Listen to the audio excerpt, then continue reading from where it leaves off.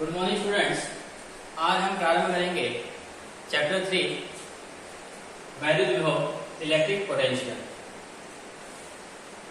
किसी भी आवेश Q के द्वारा, कोई आवेश Q है, इस आवेश के द्वारा उत्पन्न जो वैद्युत क्षेत्र है उसकी गणना हम दो प्रकार से कर सकते हैं। एक तो जो हमने पीछे पढ़ा E बराबर 1/4 पाई एप्सिलॉन नॉट Q/R²। तो किसी भी आवेश Q के कारण उत्पन्न जो वैद्युत क्षेत्र होता है उसकी तीव्रता हम एक तो E बराबर 1/4 पाई एप्सिलॉन नॉट Q/R² की सहायता से ज्ञात कर सकते हैं। और दूसरा, अगर हमें वैद्युत क्षेत्र की गणना करनी हो तो दूसरा तरीका है वह हम वैद्युत विभव की गणना करके भी किसी आवेश के वैद्युत क्षेत्र को ज्ञात कर सकते हैं। तो ये जो दो टॉपिक हैं, एक वैद्युत क्षेत्र की तीव्रता और एक वैद्युत विभव, तो ये दोनों ही किसी भी आवेश के द्वारा उत्पन्न वैद्युत क्षेत्र की तीव्रता ज्ञात करने में सहायक होते हैं। तो इस चैप्टर में हम वैद्युत विभव के बारे में ही पढ़ेंगे। वैद्युत विभव जो है वह किसी भी निकाय में आवेश प्रवाह की दिशा को निर्धारित करता है। यानी कि वैद्युत विभव हमें यह बताता है कि आवेश का प्रवाह कहां से कहां की ओर हो रहा है। और हम जानते हैं कि आवेश का प्रवाह हमेशा ऊंचे विभव से कम विभव की ओर होता है। और यदि किसी दो निकाय के विभव समान हो तो यह जरूरी नहीं है कि उन पर आवेश की मात्रा भी एक समान होगी। तो वैद्युत विभव में हम सबसे पहले देखते हैं वैद्युत विभवांतर। वैद्युत विभवांतर यानी इलेक्ट्रिक पोटेंशियल डिफरेंस।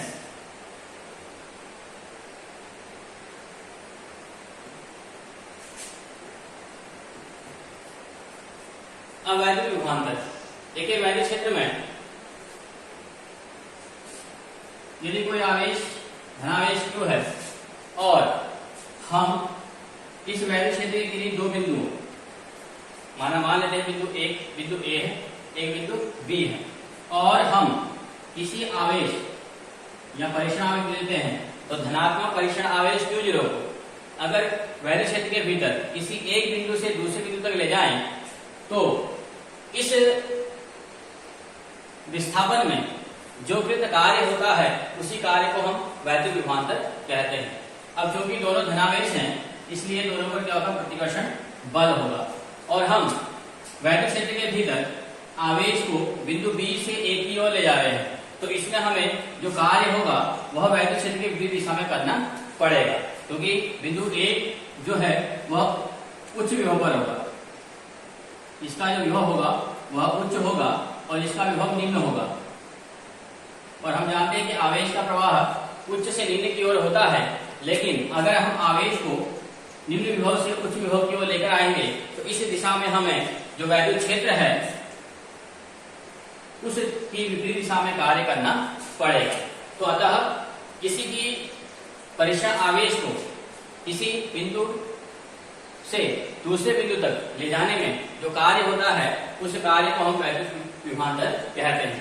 अर्थात किन्हीं दो बिंदुओं VA और VB के बीच जो विभवांतर होगा, या इसको हम ऐसे लिखते हैं VAB, यह होगा आवेश को ले जाने में कृत कार्य, और जिस आवेश को हम ले जा रहे हैं यानी परीक्षण आवेश के परिमाण के अनुपात के बराबर होता है।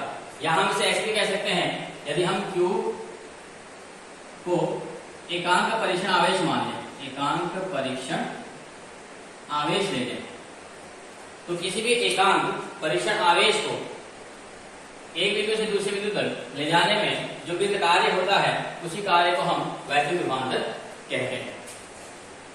इसमें नेक्स्ट टॉपिक इसी से रिलेटेड है वैद्युत विभव। वैद्युत विभव अब यदि हम किसी आवेश को, किसी परीक्षण आवेश को अब यदि हम अनंत से वैद्युत क्षेत्र के भीतर किसी बिंदु तक लेकर आए तो इस स्थिति में जो कृत कार्य होगा उस कार्य को हम वैद्युत विभव कहते हैं। अर्थात अर्थात किसी भी आवेश को अगर हम अनंत से वैद्युत क्षेत्र के भीतर किसी बिंदु तक लाएं तो उस आवेश को अनंत से वैद्युत क्षेत्र के भीतर लाने में जो कार्य किया जाता है उसी कार्य को हम वैद्युत विभव कहते हैं। यानी कि अगर हम वृहद रूप से देखें तो जो वैद्युत विभवांतर है वो किन्हीं भी दो बिंदुओं के बीच के विभव का अंतर है, और जबकि वैद्युत विभव में हम आवेश को अनंत से लेकर आते हैं और वैद्युत क्षेत्र के भीतर किसी बिंदु तक लाते हैं। तो इस स्थिति में जो कार्य होता है उसको हम वैद्युत विभव कहते हैं। अर्थात यह हो जाएगा VA, अगर इंफिनिटी से लेकर आ रहे हैं बिंदु A तक तो ये इंफिनिटी हो जाएगा इक्वल टू कार्य बट्टे आवेश का परिमाण।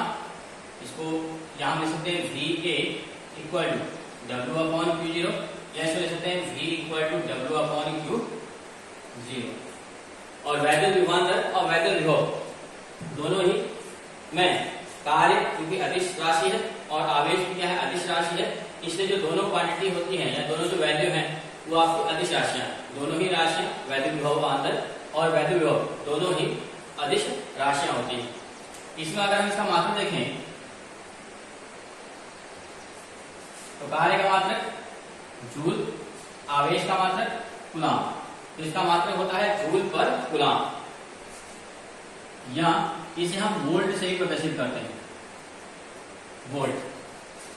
और अगर इसके हम डायमेंशन फॉर्मूला देखें या विमा देखें तो कार्य की विमा ml² T-2 होती है और कूलाम यानी आवेश की विमा AT।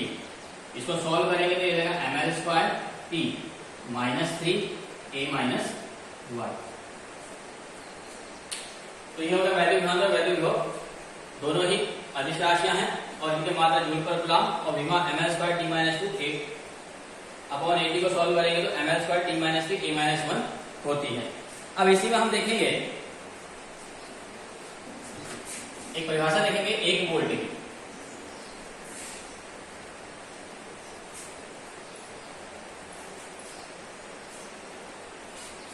इसी में परिभाषा आती है 1 वोल्ट।